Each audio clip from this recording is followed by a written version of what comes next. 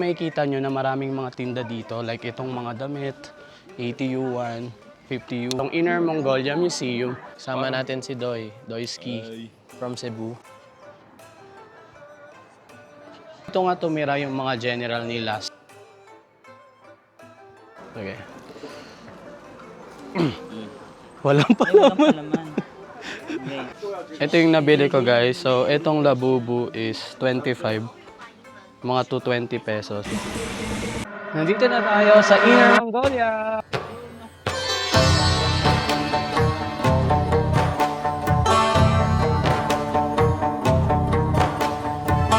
Ayan guys, sumangat na kami po. Tapusan Island.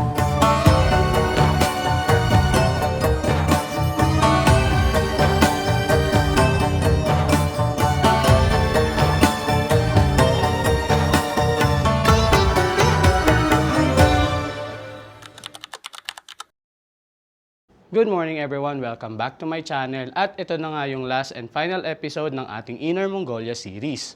Actually, meron pa nga tayong 3 araw na natitira dito sa Inner Mongolia pero today, nag-decide ako na hindi masyadong mag-vlog kasi magsha-shopping lang naman tayo.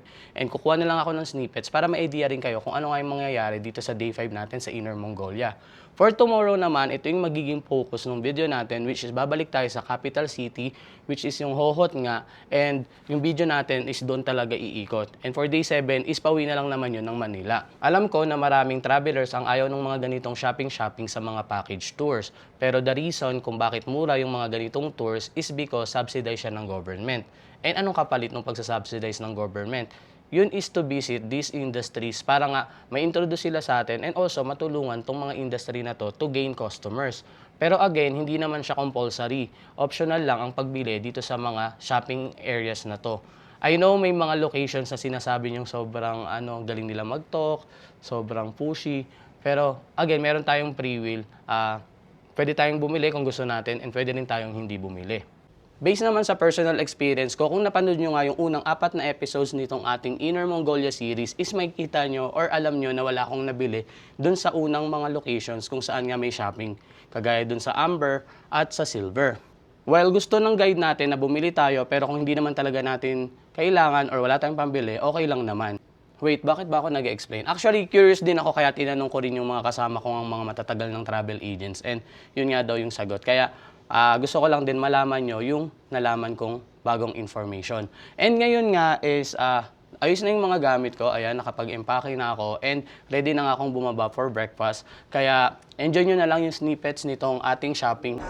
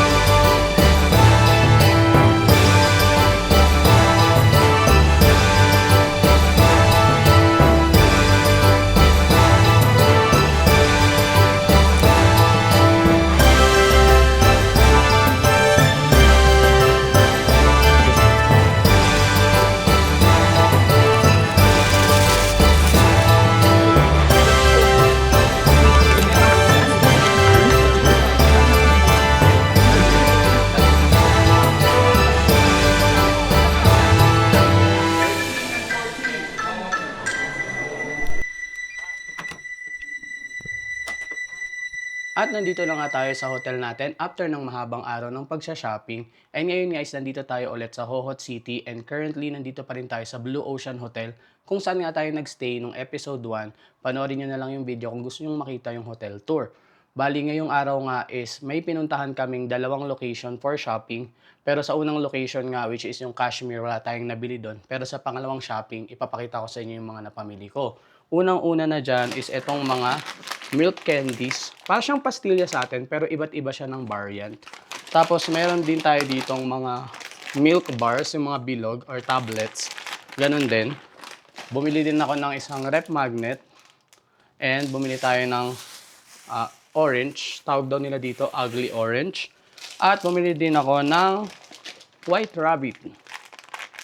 So, ayun yung nagawa natin today and after nga ng pag-aayos ko ng gamit is maliligo lang ako din, matutulog na tayo. See you na lang tomorrow for the day 2 nitong video na to pero same episode pa rin to. So bukas guys, iikutin natin itong buong Hohhot City which is itong ang capital ng Inner Mongolia. So buong araw tayong mag-iikot, titingnan natin yung history, titingnan natin yung culture at titingnan natin kung ano nga bang difference nitong city na to sa ibang city. So see you tomorrow. Good night.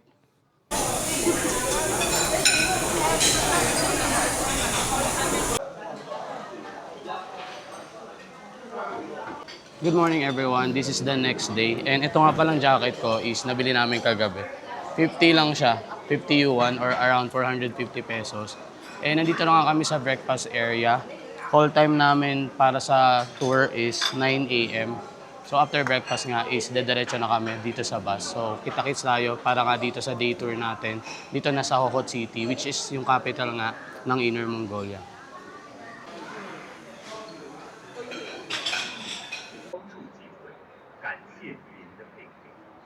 Nandito na nga tayo sa first stop natin which is itong Inner Mongolia Museum. And ngayon nga is papasok na kami sa museum proper. And yung ticket nga dito is kasama na rin sa package. Ito yung mapa ng buong museum and makikita mo nga kung ilang tao yung currently nasa loob. So 3,400 people. And kada kwarto kita mo nga rin kung ilan yung nandun sa kwarto na yun. Para nga makapili ka kung saan mas konting tao, doon na yung una mong puntahan. 2 hours nga lang yung binigay sa amin para libutin itong buong museum.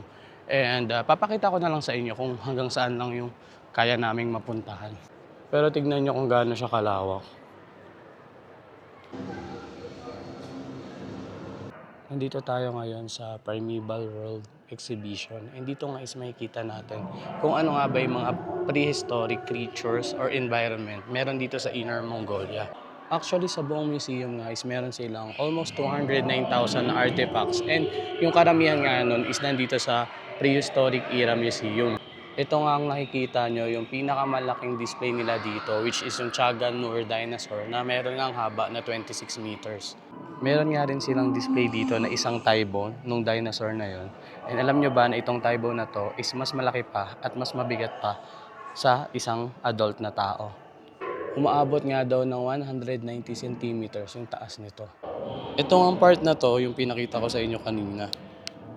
Meron nga rin sila ditong animatronics ng iba't ibang klaseng mga dinosaurs. Dito naman is makikita nyo yung kumpulan nga ng mga totoong dinosaur eggs na nahukay nga nila sa Gobi Desert.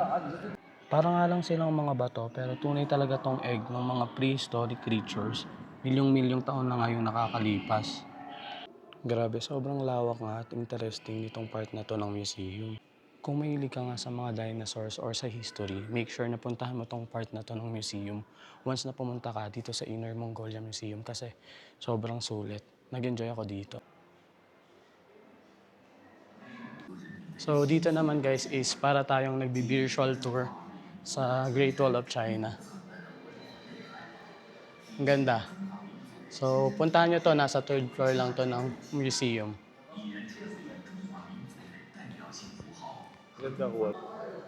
Grabe guys, tingnan niyo. Para ka talagang naglalakad sa The Great Wall of China.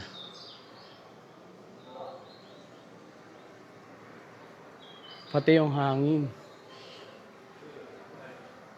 Wow.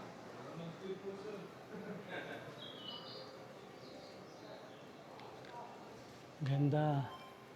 Ito naman yung huling part ng museum na papasukin namin. Ito naman yung Inner Mongolia history.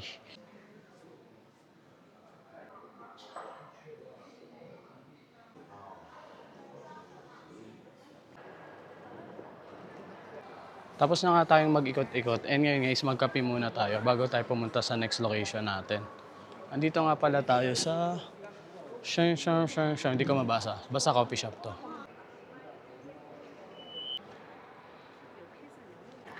Ice Americano tayo. 22. 22 siya. 22. Ito yung presyo ng mga coffee nila. Mag-Americano na lang tayo. 22. Mga 200 pesos. Alipay na lang tayo guys.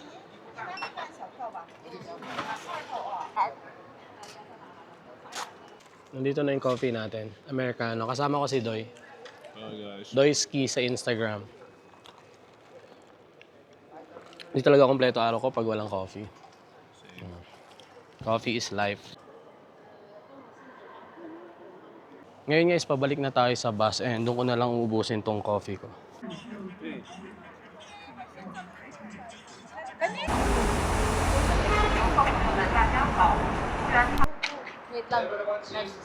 Ngayon naman is nandito na tayo sa Historic House of the Generals. And itong gate na to is yung ceremonial gate, which is ang pwede nga lang daw dumaan is yung mga bagong general. So ayun nga yung ceremonial gate, and kung tatanungin nyo kung saan dadaan yung mga normal people and yung mga civil servants dito. So merong side gates for them. So dito nga tumira yung mga general nila simula nga nung 300 years ago during Qing Dynasty.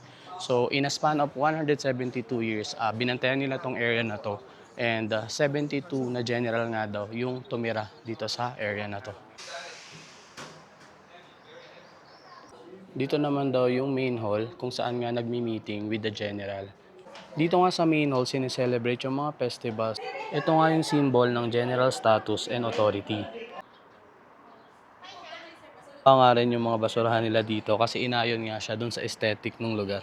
Ayan, astig.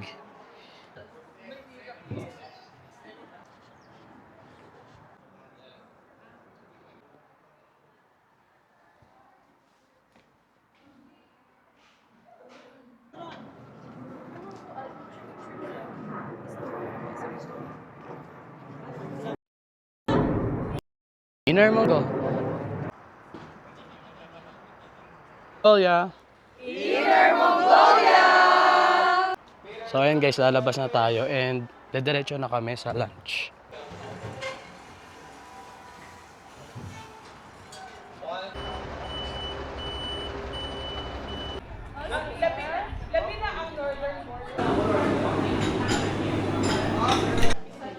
Ito nga yung pagkain natin for lunch. Merong chicken, chop suey, may tofu,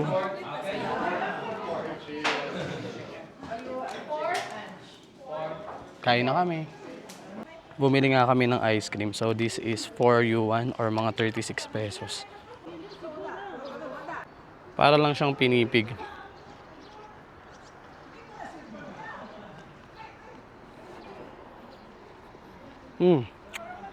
Grapes yung loob niya. Chocolate yung labas. Yung gitna parang Yakult. Alam niyo yun, parang Calpis.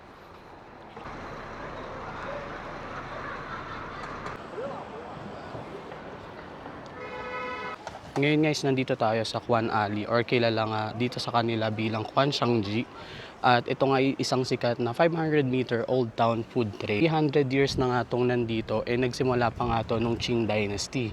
Historically nga daw, this is a Hui neighborhood or Chinese Muslim neighborhood na nabuo nga din nung same na dinastiya. At dahil kilala nga to bilang street food alley, is tingnan nga natin kung ano yung mga Chinese food na binibenta dito. And magtry na rin tayo ng iilan sa mga pagkain na in-offer nila sa lugar na to. Guys, tingnan nyo to. Meron silang parang grilled chicken dito na merong sesame. Mukha siyang masarap. Sa kabilang side, merong mga ice cream at may mga dessert. Dito naman merong mga milk candy at iba pang mga pasalubong. And tignan nyo nga rin, kahit around alas 2 na nga ng tanghali, is konti nga lang yung mga tao dito. Meron silang bakery, oh. And tignan nyo, parang similar to sa tinapay natin.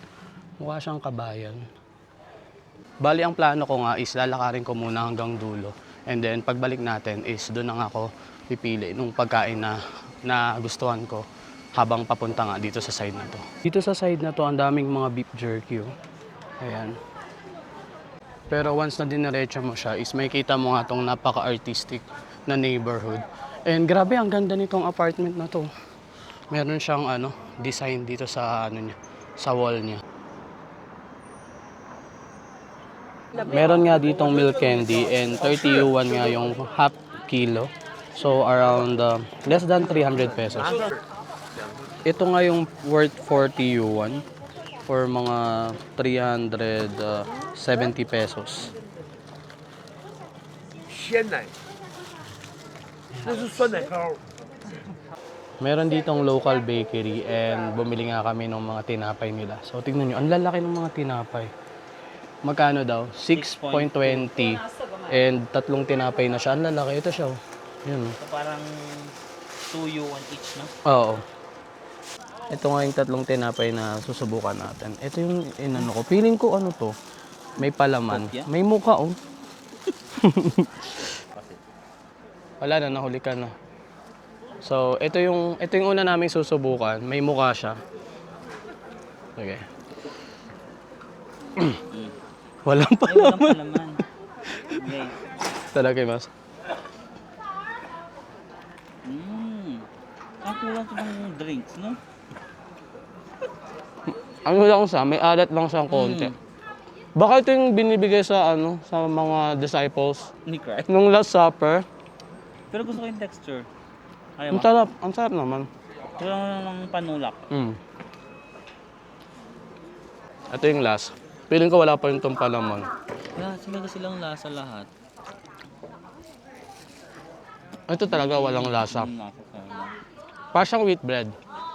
Medyo matamis. Medyo matamis siya. Medyo matamis siya. Kailangan ko tayo ng kape dito. I think yung store nila is yung nagtitinda ng mga tinapay na hinahalo sa mga ulam. Yung mga sinaserve sa atin. Okay, okay. So talagang wala siyang palaman kasi kailangan mo ng ulam or side dish na kasabay ito. Galing yung lasa. Kung mali kami, comment nyo kung anong tama. Meron dito mga souvenirs. So. Meron silang keychain na parang sombrero. Meron silang mga yort. Ayan. Tapos yung mga leather bracelets. And rep magnets. 15 yuan daw to. So mga 130 pesos. Tapos ito is 20. So mga 180. Bumili kami nito for only 25. 25 lang siya. Mga 220 pesos. Ito yung nabili ko guys. So itong labubu is 25. Mga 220 pesos. Tapos ito rin. Bumili rin yung mga kasama ko. So 25 din. Mga ganun din. So total 50 yuan or mga 450. Okay. Mura na. Alipay kami magbabayad. So, ayan. 50. $50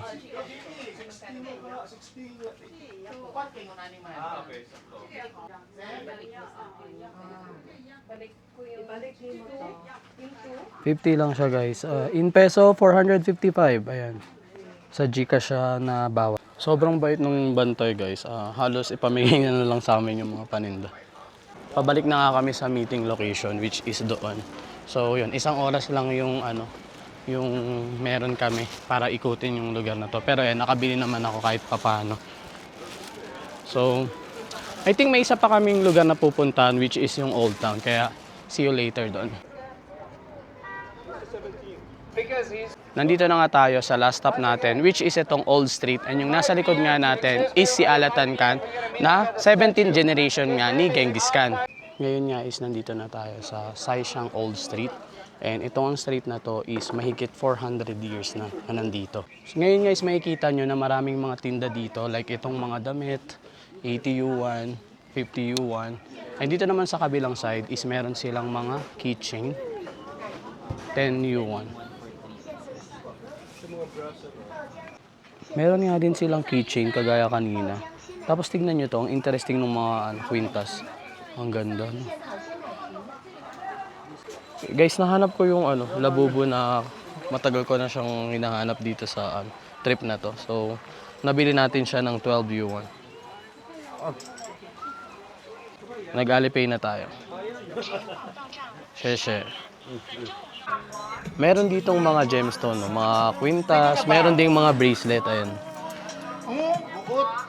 So, yan, nabili nila ng 15 lang ang isa.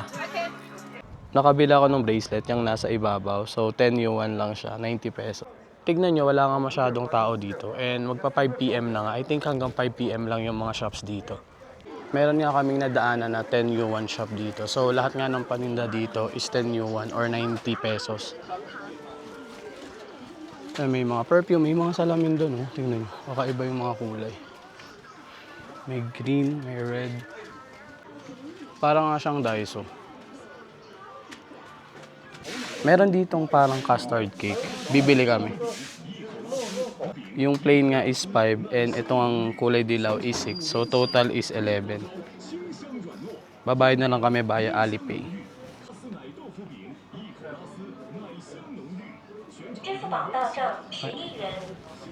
Ay, share. Ay.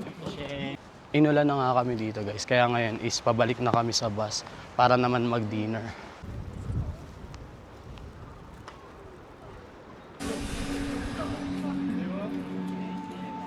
Dito nga tayo kakain ng dinner. And apparently nga is naka-private room tayo. So, ayun na sila. And you are right. Okay. Sorry na, Fred. Sorry po. Doon ka itong gabi kayo mag-lalay ko yun. Ulan, alin! Meron din tayo beer. Ayan, may beer tayo. Tapos ito yung pagkain ko.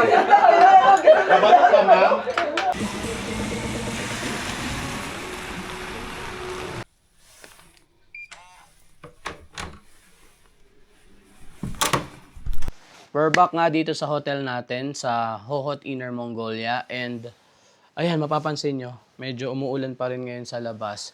Pero I hope na na-enjoy nyo itong buong series natin ng Inner Mongolia kasi ako sobra akong nag-enjoy. Ang dami kong nakilala, ang dami kong bagong na-experience and ang dami kong nasubukang bagong pagkain.